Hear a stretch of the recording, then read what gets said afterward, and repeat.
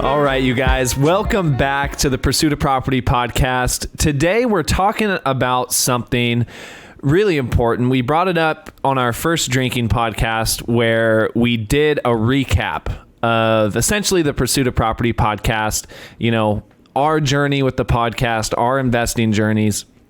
And we got really, really good feedback and good outreach off of one of the snippets from that episode, which was having a second job or having a side hustle while you are trying to build your business. And both Scott and I, we have experience with this. I currently have experience with this. So I feel like we've got a lot to chat about, a lot of good things to share, kind of break down the stigma and really explain why they can be helpful and how it can help you really grow your business. So Scott, how are you doing, my friend? Dude, I'm good. Yeah, thinking back to that podcast, that clip went pretty viral. Got a lot of views. And more importantly than that, because honestly, we've had a lot of clips that have gotten good views. Yeah. It had a lot of like genuine impact. And I think it led to a lot of people reaching out to us and saying like, hey, like, I appreciate you guys saying that, you know? And I think the reason why is because there's, I think, a false thought process that people think that having a side hustle is somehow shameful or embarrassing or not cool or whatever. Like, I don't know what it is, but I feel as if people are embarrassed to say that they're doing something on top of their real estate business. Yeah. And I think you never want to find yourself in a situation, either with your personal financial situation or your business financial situation, where you're broke, right? Nobody loves being broke. It's a horrible feeling, and it can be a big hole to climb yourself out of, right? So I think just a good transition to the conversation here, and I'll have you kind of lead it off and recap yours a little bit, is one, what led you to get your side hustle, your second job way back when? And if you could just recap, tell me something I haven't heard before on why that was helpful for you, or even your struggles going through it. Because I know it's not easy, like you said. Yeah. I mean, everybody who listens to our podcast knows that we're young. For me to have 4.5 years experience in the business and I look like I'm 18. I mean, clearly I got started right at the start of my professional life. You and I have always talked about this. At the start of my business, my real estate career, I had some initial success, and that was, I think, both beneficial and detrimental. It was the blessing and the curse, right? It made me feel as if I could make it in the business, and it gave me that hope that like, okay, I have the skills to make this work.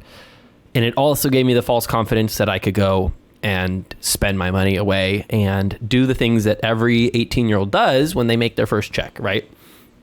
So for me, you know, at the start, the inconsistency of deals was not something that I processed because I was super consistent on my spending. And what ended up happening was that, you know, as time went on, I didn't check my accounts. I didn't pay attention. I swiped and kept going. And I got to the point where I couldn't even pay my rent, right? And I just remember that moment, and it still to this day, like, terrorizes me. I still remember what it feels like to not be able to pay rent and to not know where I'm going to pay for my food. And I was living on my own. I had a car payment. I had everything I needed to pay, right? And I just remember that moment and being like, wow, I have screwed up massively. And it was all ego at the end of the day. I didn't go get a second job because it was all about ego. And I concluded that the only way I could make it through was to go get a second job. The benefit was that, like, within 30 days of getting a second job, I immediately started closing deals again. It was as if by getting the second job, a switch was triggered that opened up the floodgates, right? And by the end of that year, I did 6 figures of revenue from just sales. The previous 6 months, I had made $0. And I don't know if it's correlation or causation, but I know for a fact that that's how it worked for me. And I've seen it work exactly the same for a whole bunch of people. We were talking about almost exactly that. Yesterday, we were doing one of our walks around the office, and it's funny because I experienced almost something identical. Am experiencing something almost identical, and it's weird because you don't know. Like you were saying to me yesterday, like, dude, nothing has changed.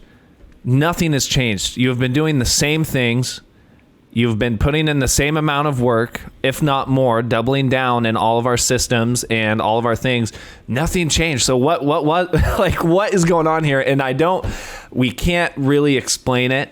I do think, part of it is, and, to recap a little bit, that part that went viral, I think when you find something like this, I know you went and got something in the restaurant industry. I did the same thing. Is when you have kind of a two-parter, when you have that there and you have the consistent income coming in, you're not operating in your business from a state of panic or nervousness, right? At least from a financial standpoint. I think when you are comfortable and confident enough that all of your necessities are being paid for, you can operate in your business from a point of growth and confidence. I think that first and foremost is really big and number one, because if you're operating in a state of panic and nervousness, your business and your business financials are going to reflect that. Yeah. Right?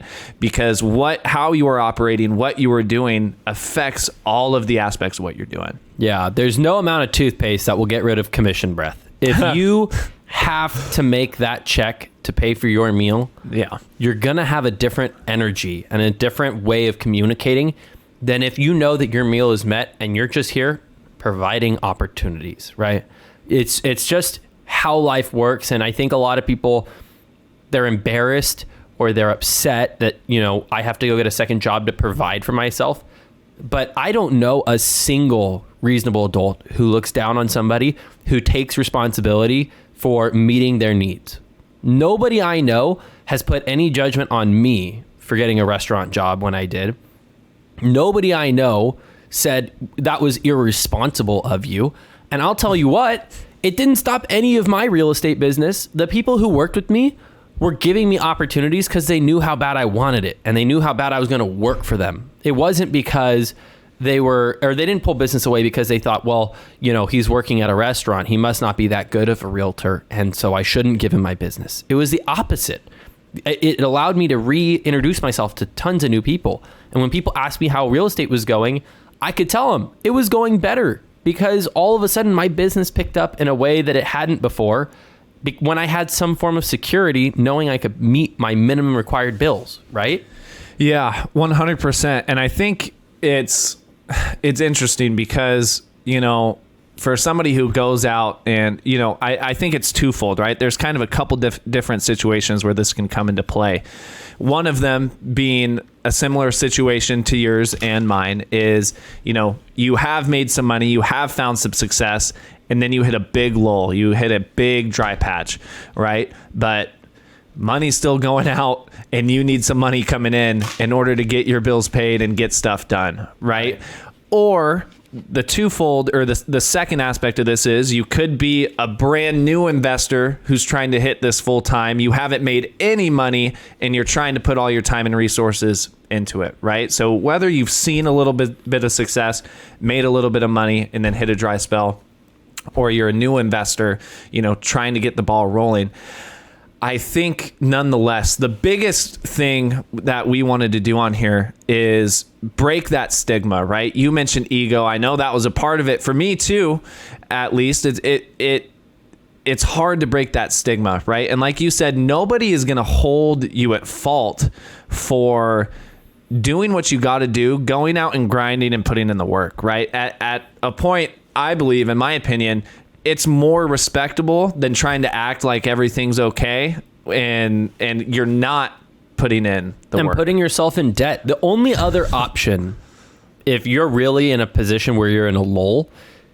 your only other option is to pull out credit. And I promise you, people will look at you as a more responsible adult who they're willing to trust with their investments. If you are willing to own up, take responsibility, extreme ownership of your situation, and solve the problem, even if it meant going and getting an additional job than if you went and pulled out, $20,000 of credit card debt and now you're, really in a bad spot.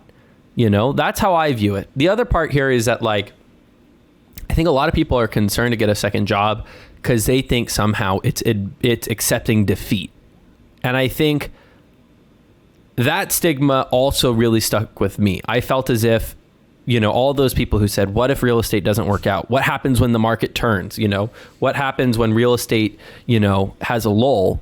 I felt as if somehow they had won and I had lost or something like that.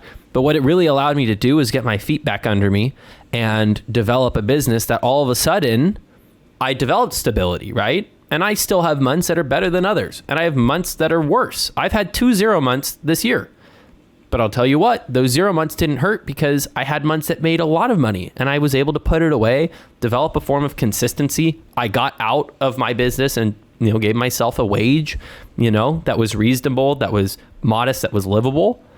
It's like, okay, by going and getting the second job, it allowed me to survive through real estate. It actually guaranteed my success. Whereas if I had tried to keep going the way I was going, I was guaranteed to fail. It's interesting. You hit on a lot of good stuff there. I think if you are an entrepreneur or a business owner, I think your perspective of what an entrepreneur or business owner is, it can be a lot different depending on how far along you are in that entrepreneurship journey, right? If you go and you find someone successful, like I'm going to use the big name guys, for example, Bezos, Musk, whatever it is, right? The people who started shit out of their garage from nothing, right? Owning a business and being an entrepreneur is not easy. It's not all sunshine and rainbows. There's no ego to break down when you need to go out and make things work. You're grinding, dude. If you are putting in that work in building your business, it's not easy, right? Some people, it's really easy, right? Yeah. Some people, it's just timing, it's the person, whatever it is, and the whole thing is just easy from the very beginning, right? But for the majority of us, building a business and becoming an entrepreneur is a hard fucking journey, dude.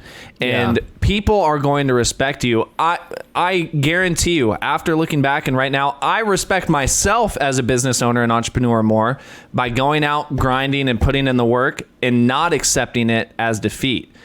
Because it takes a while to reach that success point. Success is a continuous journey, right? So for those of you who are thinking it's an ego thing or thinking that by going out and getting a side hustle or finding something that can pay the bills while you put in the time, money, and effort to build your business is accepting some sort of defeat, you need to make that mindset shift because that is just completely not the case whatsoever. Yeah. You said you made a very good point. I think like entrepreneurship is not a fiscal journey. It's a personal journey, right? And successful entrepreneurs are people who have developed a mindset to make it. It is not natural to be successful in business off the bat. Honestly, business owners are kind of fucking insane. Like, you're setting yourself up for tons of risk. Yes, there's tons of reward, and you are in a constant balance of scarcity and abundance, and you're in a sense of, this could go right and things are going great, and then all of a sudden things are going wrong and everything's on fire. And that is not a normal place to be. And humans like, they want stability. There is no stability even in the most successful businesses. And so as you're developing it, giving yourself an opportunity to grow into that person by providing stability of some sort, in this case, financial, like you said, it's something that you should actually be more proud of, and you should be looking at yourself with respect, because instead of blaming others and blaming the market or saying other people have skills that I cannot get, or they were naturally better at it, or whatever, you've taken on the responsibility and you've put in the hard work to get there, right? Yeah. And I think surrounding yourself with the right people is huge. Like you said, if, all of the people, who chimed in when we were first getting into real estate, when you were first getting into real estate, when the listeners were first getting into real estate, right? There's always going to be the doubters, right? And you mentioned something funny because I heard, a lot of similar stuff is, hey, what do you, cool, fun and games, you know what I mean? But what happens when the market changes, or, what are you going to do when this real estate thing, doesn't work out? And when you are constantly hearing things like that, and you're surrounded by people like that, when you do go and make the choice to get a side hustle or a second job, it can be a lot easier to accept defeat, right? Like you had, like, what everybody else was saying is true. You've got to surround yourself with the other business owners. You've got to surround yourself with the other entrepreneurs. You've got to surround yourself with the other investors, right? Because I guarantee you all those people are going to be saying the complete opposite of what the other circle is saying. Yeah. Right. So again, not being embarrassed, not accepting defeat by going out and doing that. But also what I think is important is if you do go and get this, the thing that we mentioned on our podcast before is when you go and you pick up whatever it is, right? Whether you're bussing or bartending or serving, or you're doing something online, part-time, whatever it is, right? To get the bills paid, you've got to be doing that to the very best of your ability. You've got to be going in and making sure that you are doing the job that you are given to the best of your ability with all of your hard work and going in with the right mindset. With no resentment. Exactly.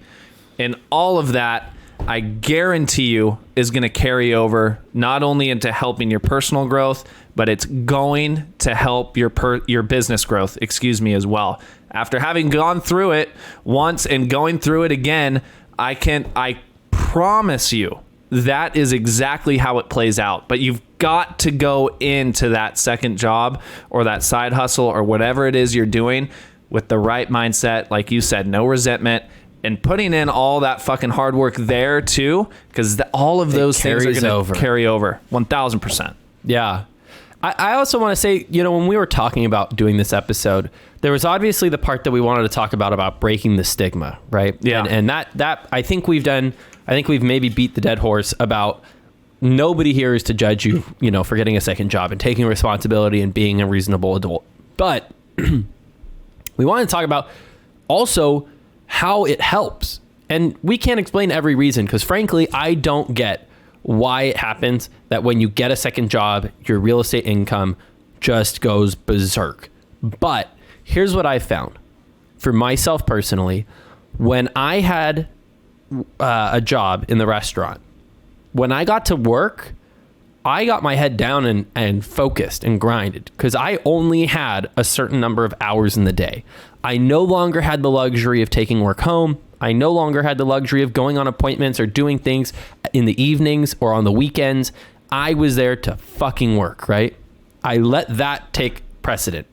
And the key there is that I hated going to the restaurant so much that it was like I was on like pre-workout or like creatine or some crazy, not creatine, but like some kind of like a caffeinated drink all the time, because I knew that the only way I could get myself out of working in the restaurant was if I found so much freaking success in real estate that I could develop consistency, right? And I let all of that frustration that I had internally about having to go to work and having to deal with this, that, and the other, and, having to deal with management again, and having to, I'm a germaphobe, so touch other people's dirty food, all that. I let that motivate me in the office. And when I was in the office, I was there to work, and I took it way more serious.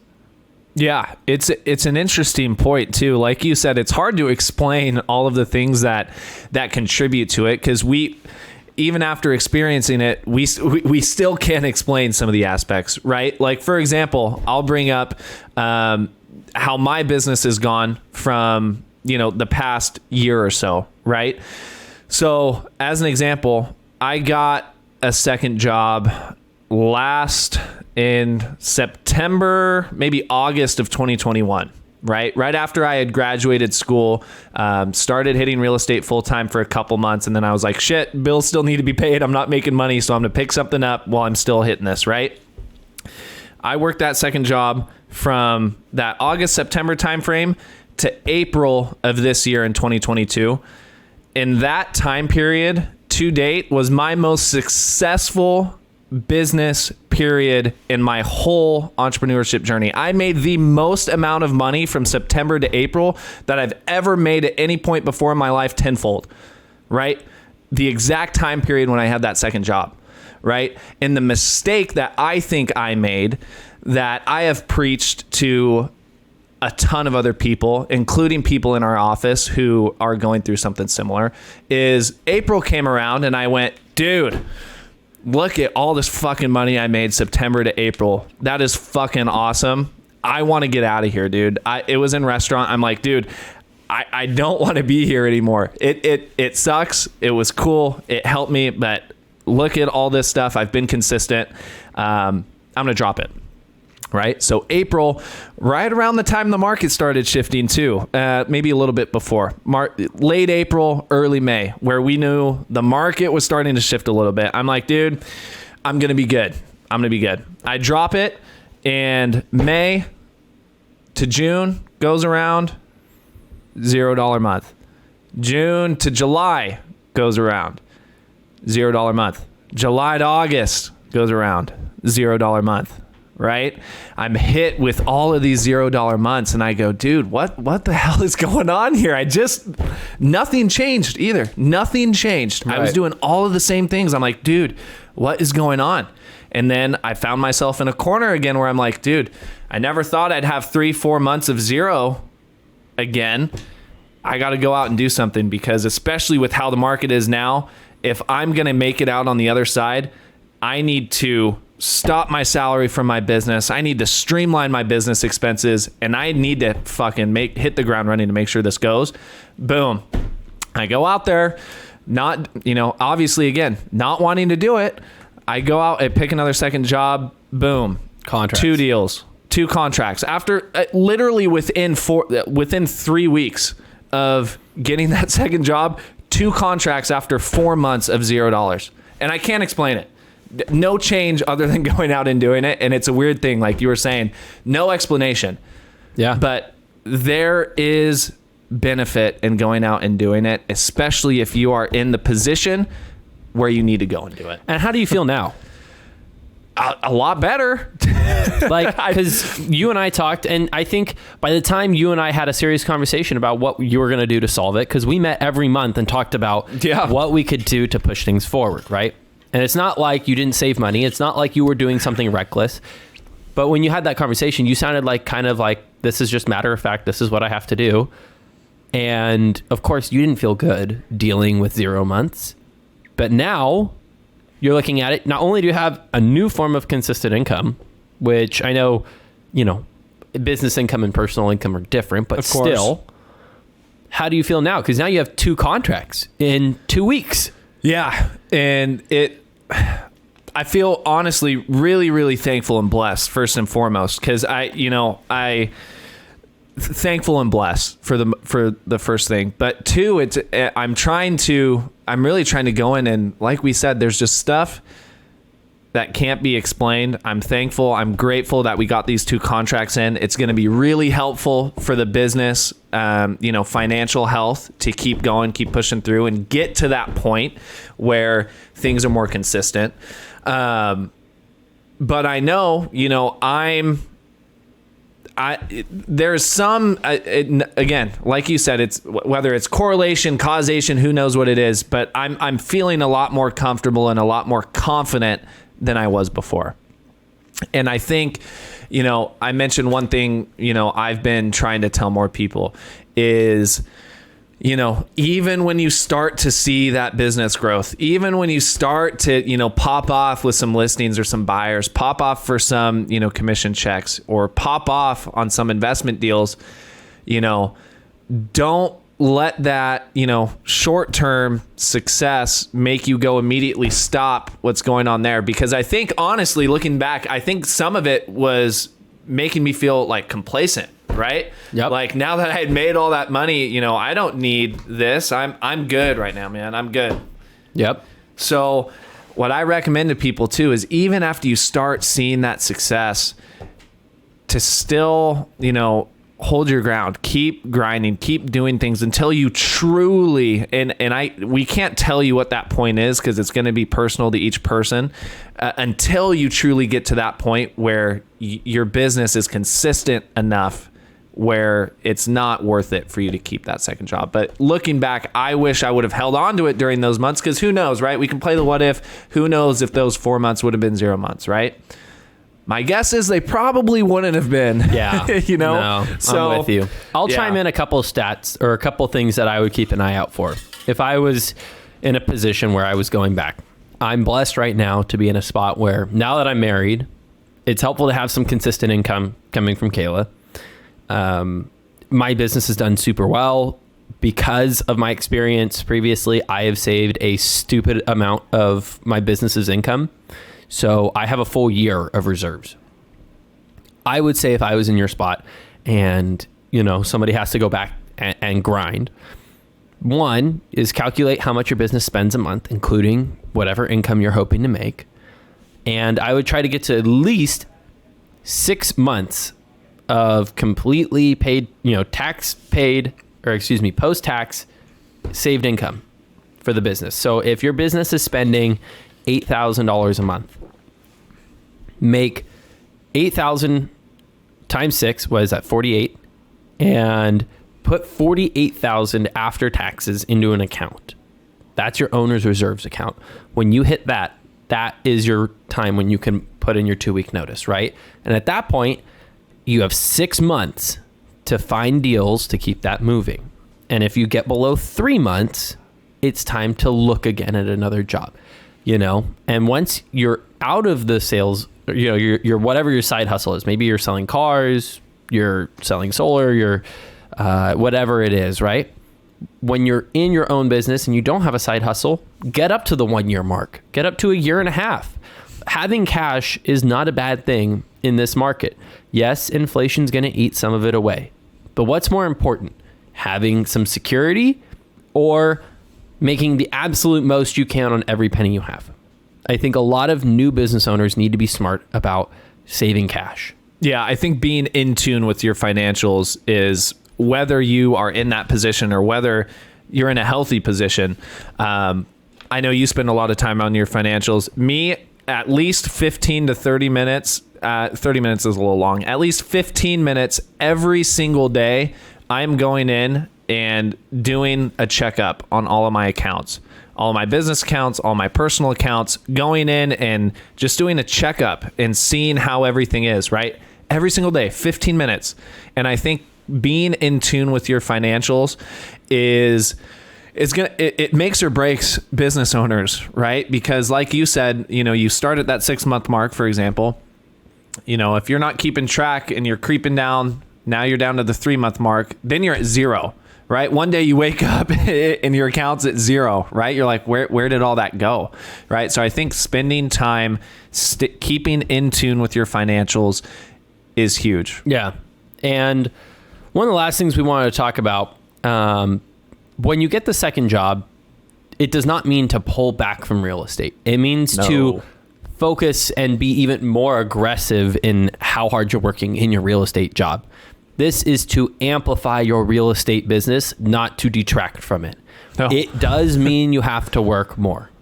At the end of the day, if you're going into the office at 8 and then you're working restaurant until 9:30 p.m. or 10 p.m., you are working a lot.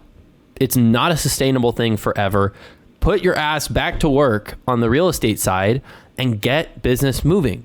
If that means go to more meetup groups, you know, go to more classes, educate yourself, listen to podcasts, do everything in your power every waking moment to get out into the real estate force and make sales, make some money, put it away, so then you can put in your 2-week notice back at your first or your second job and resume business as normal. Yeah, 1,000%. I know we've talked to a lot of people about this.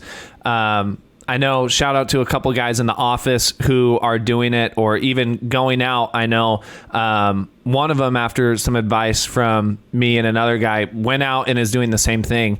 So if you guys find yourself in a similar spot, or you struggle with feeling some of the things that we said you should not be feeling, right? Or you have any questions from two people who have gone through it, we, more than happy to answer your guys' questions, sit down with you. And I think most important, put together a game plan. Because like you said, it's not sustainable to have those, dude, like right 8 a.m. to 11 p.m.